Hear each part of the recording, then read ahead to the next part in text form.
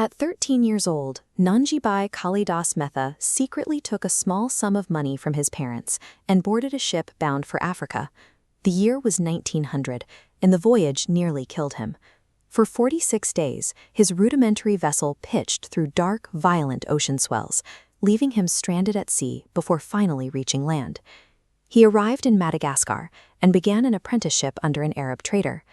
By age 14, he had mastered French and was managing adult-level responsibilities.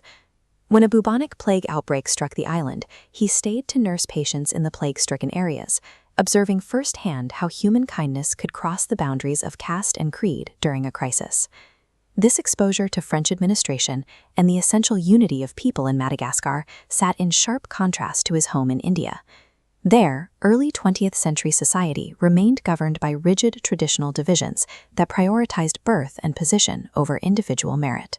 While Mehta saw the world rapidly modernizing through trade and science, he saw India lagging behind.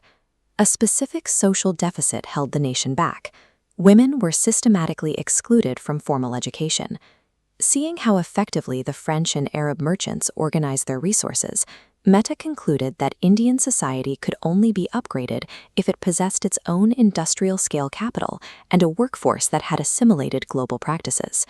Mehta left Madagascar, having replaced his childhood curiosity with a hardened inner force, convinced that he could face any calamity if he applied the discipline he had learned on the island. Mehta established Uganda as his new base of operations. To build trade, he would walk or cycle up to 50 miles a day through unmapped jungles to reach local farmers, carrying his own trade goods to earn their trust. He formalized the local cotton industry by importing high-quality seeds and building a vast network of mechanized ginneries. This image from his early years shows the volume of processed cotton his logistics network was already handling. He applied that same logistical rigor to the sugar industry. By 1924, his production was so extensive, he became known as the Sugar King.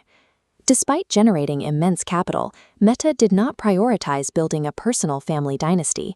He believed that the power and opportunities God gave him were meant for service alone. This international industrial empire functioned as an economic engine. It was a deliberate tool designed to generate the massive funding required to modernize Indian social structures. Mehta operated under a strict economic philosophy known as trusteeship. This is the moral belief that a person's wealth ultimately belongs to society, and the owner is merely its temporary guardian. This philosophy was rooted in his deep relationship and ideological alignment with Mahatma Gandhi, whom he hosted for over 2 months at Panchgani. He implemented trusteeship literally. He set aside a strict 10% of his earnings to build hospitals, provide drinking water wells, and create employment for over 10,000 people. Over his lifetime, he made 46 oceanic voyages. He observed the hard work and nationalism of the Japanese and the practical technical skills of the Europeans, taking notes on how these traits could be imported to India. He realized India would only thrive if its women were educated in these modern practices. His reasoning was clear. An educated girl does credit to 2 families, her parents and her husband's. His global travels confirmed his ultimate strategy.